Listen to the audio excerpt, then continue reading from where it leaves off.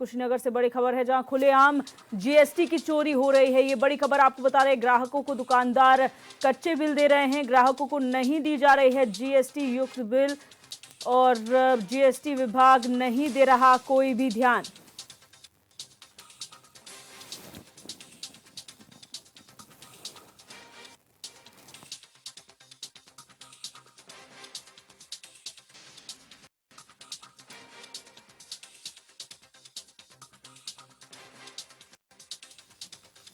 तो ये बड़ी खबर आपको बता रहे हैं, बड़ी खबर है जहां पर जीएसटी चोरी खुलेआम की जा रही है। जो दुकानदार हैं वो ग्राहकों को जीएसटी युक्त बिल नहीं दे रहे हैं और इस ओर जीएसटी विभाग भी कोई ध्यान नहीं दे रहा है। ये बड़ी लापरवाही जो है वो सामने आ रही है। कुशीनगर से पूरे मामला सामने आया है जहां पर खुलेआम दुकानदार जो है जीएसटी चोरी कर रहे हैं, ग्राहकों को कच्चे बिल दिए जा रहे हैं, जीएसटी बिल नहीं मिल रहे हैं और जीएसटी विभाग भी इस पर कोई ध्यान नहीं दे रहा है। हमने कई बार ऐसा देखा है जब जीएसटी विभाग जो है ऐसे ठिकानों पर छापा मारता है जहां पर जीएसटी चोरी पकड़ी जाती है, लेकिन छोटी छोटी जो जीएसटी चोरी हो रही है उस पर विभाग ध्यान नहीं दे रहा है। जहां पर जीएसटी युक्त बिल के बजाय लोगों को कच्चे बिल दिए जा रहे हैं जीएसटी से बचने के लिए। शैलेंद्र गुप्ता हमारे संवाददाता हमारे साथ फोन लाइन पर जुड़ चुके हैं। शैलेंद्र, जानकारी चाहेंगे, ये जो खबर है जीएसटी चोरी की कहां से सामने है, कितने ऐसे प्रतिष्ठान हैं जो जीएसटी चोरी कर रहे हैं?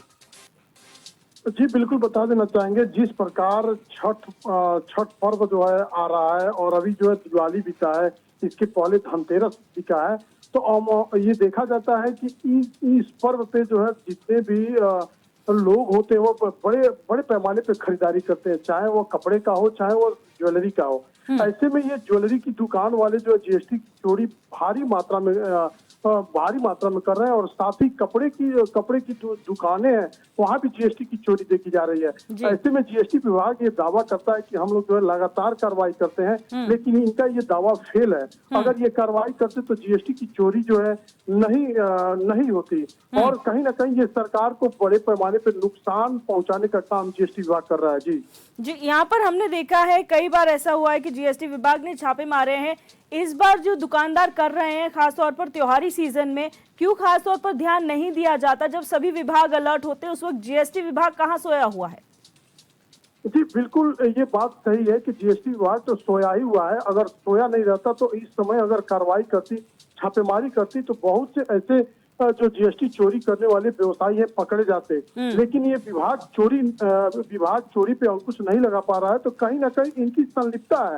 ये केवल जो पेपर में दिखाते हैं कि जीएसटी की कार्रवाई की जा रही है, जांच की जा रही है, लेकिन वास्तविकता यही है कि इन लोगों की सहभागिता होने के कारण जो है जीएसटी की चोरी बड़े पैमाने पर की जा रही है। अभी आज की अगर हम बात कर ले तो ज्वेलरी की दुकान पे जो बिल दिए जा रहे हैं वो कच्ची बिल है, उनके पास जीएसटी बिल नहीं है। जितने भी रेस्टोरेंट है उनके पास भी देख लिया जाए तो उनके पास कच्ची बिल ही दिया जा रहा है, न कि जीएसटी युक्त जो है बिल दिया जा रहा है। तो ये एक तरीके से ये कहा जा सकता है कि बड़े पैमाने पे जीएसटी की चोरी हो रही है और विभाग की संलिप्तता खुलेआम समझ में आ रही है। जी अच्छा, इसमें जनता भी काफी जागरूक हो चुकी है। ऐसे में क्या जनता सवाल नहीं कर रही है कि उन्हें कच्चा बिल क्यों दिया जा रहा है, या जनता भी इससे कोई फर्क नहीं पड़ता जनता को कि कच्चा बिल दे रहे हैं, जीएसटी का बिल नहीं दे रहे हैं?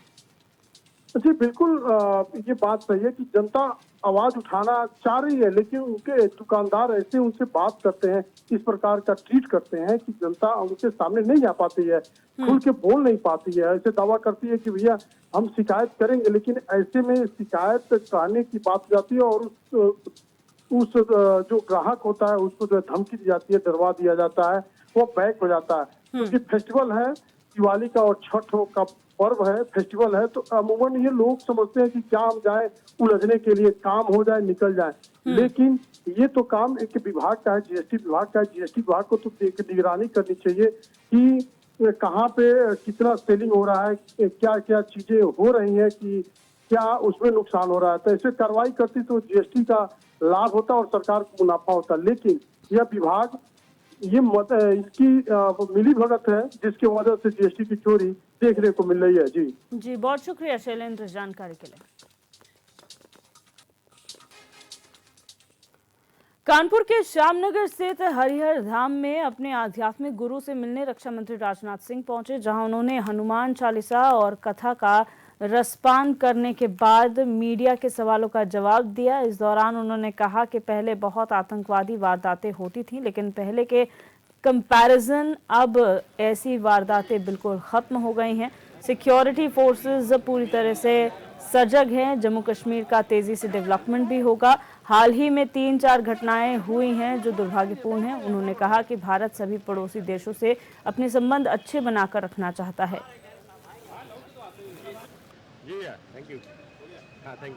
सिक्योरिटी लाइसेंस का प्रश्न नहीं है। यह तो आप जानते हैं कि पहले कितनी आतंकवादी वारदातें होती थी। अब तो बहुत ये कहा जाए कि अब पहले के कंपैरिजन में बहुत ही नगण्य हुई हैं और हमारी सिक्योरिटी फोर्सेस पूरी तरह से सजग हैं और ऐसी परिस्थितियां वहां पर पैदा होंगी कि फिर आतंकवादी वारदातें पूरी तरह से वहां से समाप्त होंगी और जम्मू कश्मीर का तेजी से डेवलपमेंट भी होगा। नहीं, देखो, ऐसा ये नहीं कह सकते कि बहुत बढ़े हुए हैं, लेकिन जो भी हुए हैं, इधर 1, 2, 3, 4 घटनाएं हुई हैं वो निश्चित रूप से दुर्भाग्यपूर्ण हैं और हमारी सिक्योरिटी फोर्सेस पूरी तरह से सजग हैं और उसका जवाब भी दे रही हैं।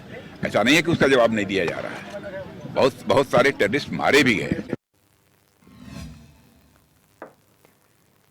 दिल्ली के बीजेपी सांसद मनोज तिवारी बलिया महोत्सव के समापन में अपनी प्रस्तुति देने के लिए बलिया पहुंचे, जहां पत्रकारों से रूबरू होते हुए उन्होंने बटेंगे तो कटेंगे के नारे की वकालत करते हुए कहा कि हम जब भी बटे हैं देश के टुकड़े हुए हैं, इसलिए देश के लोगों से यही कहूंगा कि अब हमें बटना नहीं है और कदम से कदम मिलाकर साथ चलना है।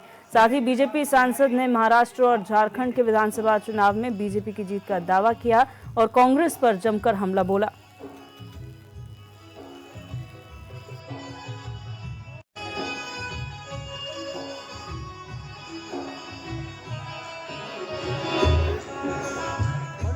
आप इतना समय निकाल के आए, आपको देख। रायबरेली में पूर्व फौजी की चौकी के अंदर पिटाई के मामले को लेकर संगठन के रिटायर्ड फौजी और अन्य लोग पुलिस अधीक्षक कार्यालय पहुंचे। इस दौरान लोगों ने चौकी इंचार्ज पर सख्त कार्रवाई की मांग उठाई। संगठन के पूर्व फौजी ने कहा कि अगर चौकी इंचार्ज पर कार्रवाई नहीं होती है तो संगठन मुख्यमंत्री से मिलकर आगे की रणनीति तय करेगा।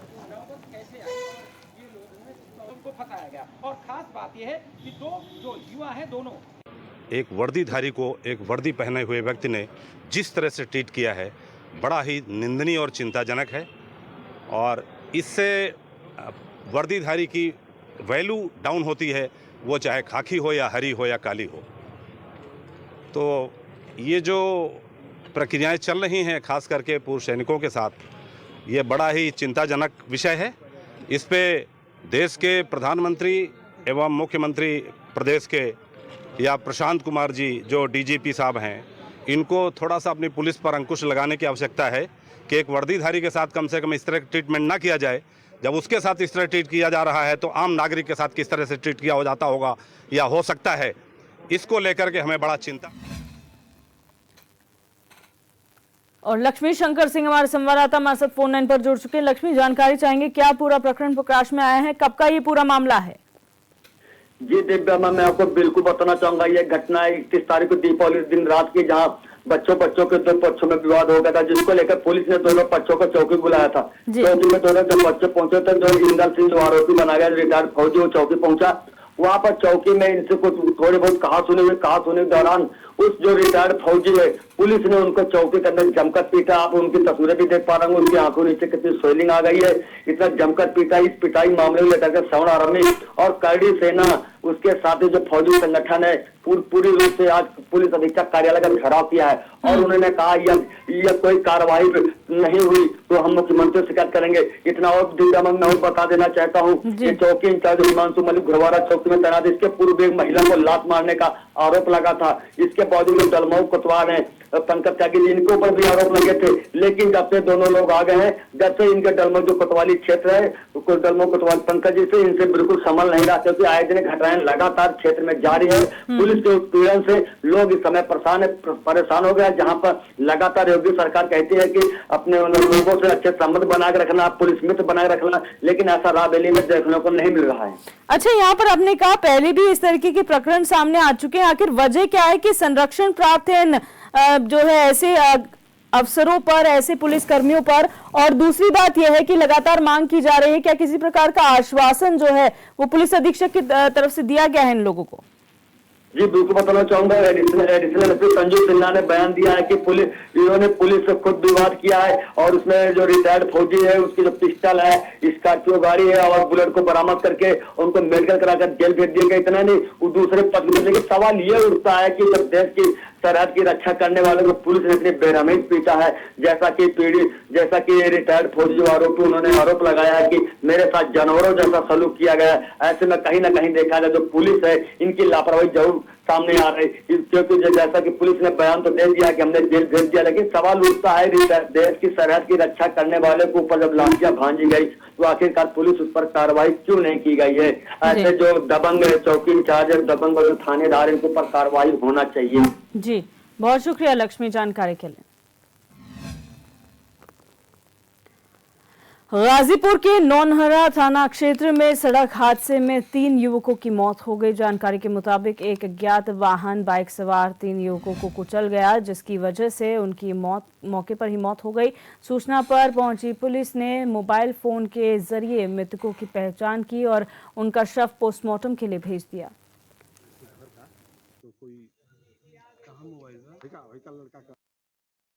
सड़क दुर्घटना में 3 अज्ञात व्यक्तियों की मृत्यु हो गई। मौके पर क्षत विक्षत अवस्था में शवों को लेकर मोर्चरी हाउस भेजा गया।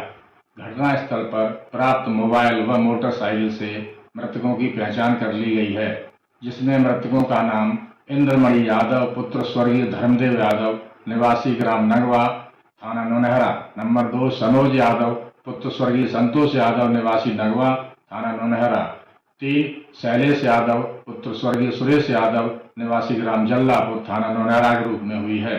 घटना के संबंध में परिजनों से प्राप्त तहरीर के आधार पर आवश्यक विधिक कार्रवाई। अब बात करेंगे अमेठी से खबर की, जहां जगदीशपुर थाना क्षेत्र में तेज रफ्तार भारत पेट्रोलियम का टैंकर अनियंत्रित होकर हाईवे पर पलट गया। टैंकर पलटने के बाद उसमें भयंकर आग लग गई। टैंकर में आग लगने से ड्राइवर और उसका साथी भी झुलस गया। वहीं मौके पर पहुंची फायर ब्रिगेड की टीम ने कड़ी मशक्कत के बाद आग पर काबू पाया, लेकिन लोगों को जाम से दो चार होना पड़ा।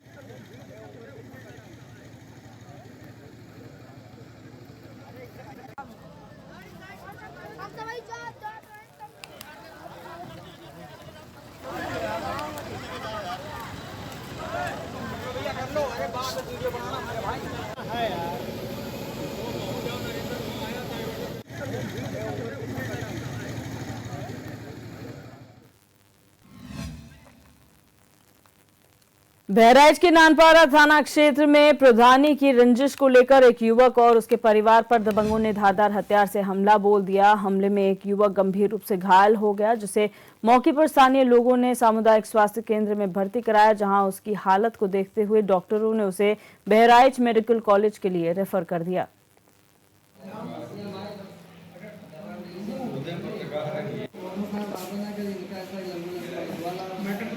साहब धान खड़ा गाया रहने तो उतार कर रख दिया, खाना वाना खाए लगे।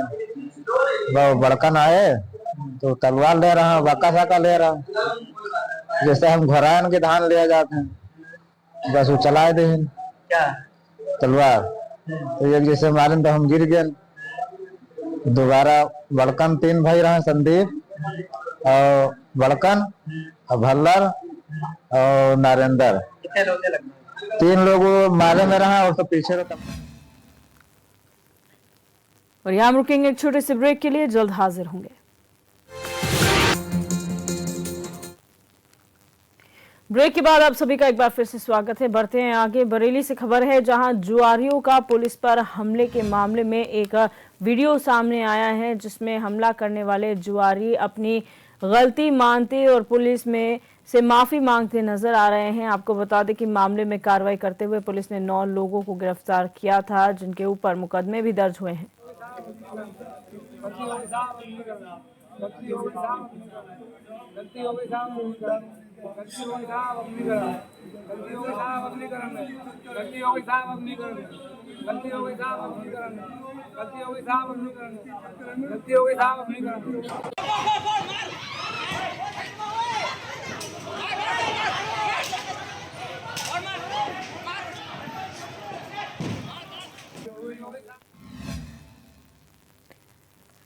अमरोहा के गजरौला थाना क्षेत्र में पुलिस को बड़ी सफलता हाथ लगी है, जहां पुलिस ने स्कूली बस पर हमला करने वाले 3 आरोपियों को मुठभेड़ के दौरान गिरफ्तार किया है। पुलिस ने 150 सीसीटीवी की मदद से बदमाशों की पहचान की और उन्हें गिरफ्तार कर लिया। साथ ही उनके कब्जे से 2 अवैध तमंचे और बाइक को जब्त कर आगे की कार्रवाई शुरू कर दी है।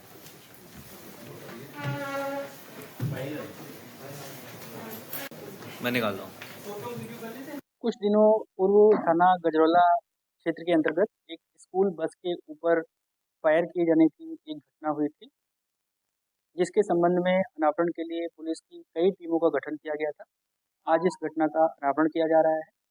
घटना में लिप्त 3 अभियुक्तों को गिरफ्तार किया गया है। कुल 4 लोग इस घटना में शामिल हैं। घटना की वजह यह है कि मनित नाम के इस लड़के की बहस गाड़ी के ड्राइवर से गाड़ी को बैक करते समय धक्का लगने की वजह से कुछ दिन पूर्व हुई थी। इनमें जो 2 अभियुक्त हैं, इनकी क्रिमिनल हिस्ट्री भी है और अन्य जो अपराध अन्य स्थलों पर कहीं पर हो सकते हैं, उसके बारे में हम लोग तस्दीक करेंगे। मथुरा में जगह जगह पर गोवर्धन पूजा के अवसर पर कई कार्यक्रमों का आयोजन किया गया। इसी के चलते गिरिराज पूजा महोत्सव समिति ने गोविंद नगर महाविद्यालय चौराहे पर भव्य कार्यक्रम का आयोजन किया, जिसमें पहले पूरे क्षेत्र में शोभा यात्रा निकाली गई। उसके बाद गिरिराज मंदिर गिरिराज जी की पूजा अर्चना की गई।